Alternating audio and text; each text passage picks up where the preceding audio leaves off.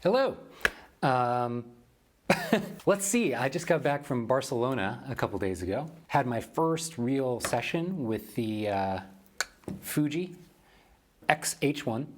And I just had a few thoughts about it. I'm actually shooting a wedding tomorrow with it, so I'll have, I'm sure, many more images and thoughts to share and stuff, but I wanted to make a quick video after shooting a session with it, and I'll include raw files and stuff like that in the, link in the actual Patreon, so you can play around with the files. First of all, I freaking love the colors on this thing. Actually, let's talk about build quality first. Of course, the battery's dead right now because I'm an idiot, but let me go get that real fast. Hold, please. And we're back. Let's see. Put this sucker in.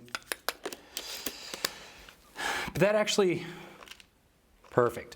That actually plays into kind of the great downfall of this camera and any mirrorless cameras right now, the batteries. The battery life was pretty bad. By the end of my session, literally by like the last 2 or 3 shots, the battery died. So not so good.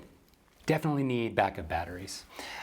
So I'll say right out of the gate, the feel of this camera is so much better than the Sony stuff. Really, really good. The grip is just great. I think even if you have smaller hands, it's like they've hit this perfect balance in terms of grip size. I really like it. I would be curious to try the speed boosting vertical grip mount just to see it, but even without it, it feels really, really nice. So that's great, because the Sony cameras, that's one of the things I just hated most about them, was just the feel of it in my hand, and that's not a great thing to have to deal with when you're shooting hours and hours and hours, especially for a wedding day. But the actual performance of everything, really, really great. Overall, really great feel. I love the sound of the shutter. That's probably going to be really hard to capture. It's so silent and stealthy, and it's a little weird when you're photographing people to have no audible feedback about timing, right? Their reaction relative to when you're taking the picture and everything. I feel like clients start to react and play off of that a good bit as they get more comfortable with the camera. And not having that sound at all made me feel very weird. And I asked the couple I was photographing, is it weird? And they said, no, actually. Well, maybe a little bit, but that it's actually kind of nice because they don't feel like they're doing anything specifically for the camera. Not that they forget the camera's there, but they just have no idea when the photos are happening, and so it becomes this sort of seamless background thing that they don't really think about. So that was really great feedback from them. I was glad to hear that. Overall, battery life died on me at the end. Other than that, the actual feel and the speed of the photos was like insanely fast. I think I would be very comfortable shooting this with just the low setting, however many frames per second that is. I will find that number out and like insert it somewhere in this video. The lower frames per second is fine. The faster ones, I found myself taking I think I normally take 400 images in an engagement session, and this was like 1,000 something photos, way more than I needed. Part of that was also just me getting comfortable with the camera. It was a little awkward. So when I started the session, I did bring my D850, these guys that I'm shooting with here, and a lot of my favorite photos from the session were still from that camera. I immediately tried to use the Fuji to start with, and I just couldn't. I framed up the first 2 shot ideas and had to abandon it completely just to get in my zone. Anytime there's a new camera, this is kind of a weird struggle that you go through. Your muscle memory, your reaction time, everything slows down in an awkward way. And so I actually threw this back in my bag and waited a solid 20 minutes before I started shooting with it again. And after I did that, everything was fine. I was kind of in tune with the camera. I didn't have my focus settings exactly the way that I wanted it. So when I was shooting, especially with a 35mm lens, which is an awkward focal length for me, I couldn't figure out how to quickly get feedback about whether I was in focus or not. And I didn't want to troubleshoot that in the middle of a session. So that was kind of annoying. And I was worried, like, oh, okay, I have no idea if these are in focus. They're probably not. A lot of these are really wide shots, and I'm shooting wide open.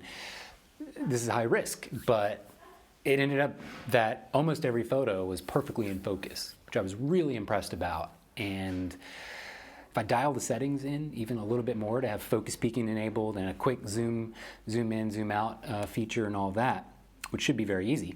I just didn't have time to deal with it during the session. Combined with the actual reliability of it doing a good job with autofocus, that was huge. The other thing was just insanely amazing colors, looking at the files.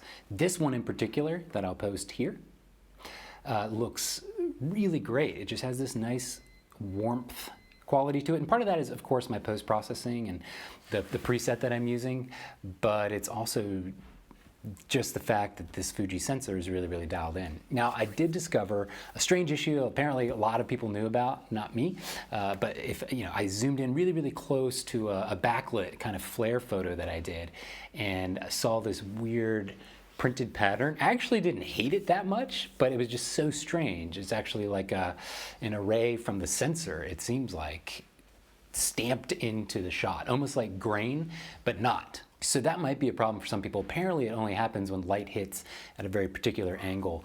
I don't know how I feel about that yet. I don't think it's a huge deal. It was just a surprise. I just would never have thought something like that would occur. Other than that, there weren't any other real surprises to speak of yet. Definitely need a couple spare batteries. I'm excited to try the wedding tomorrow, but I just wanted to give you my quick thoughts and show you a few. Let me just show you a couple of my more favorite photos. This one for sure. And this one, when I do people kind of falling in mid-motion, I do a whole series. So I'll post like a run of every photo I shot. So the high frame rate actually really helped with this. Just, and then you pick the one where he's at his most extreme just before he actually has to balance himself. That one turned out really, really well. And this one is, yeah, I shot this whole session with this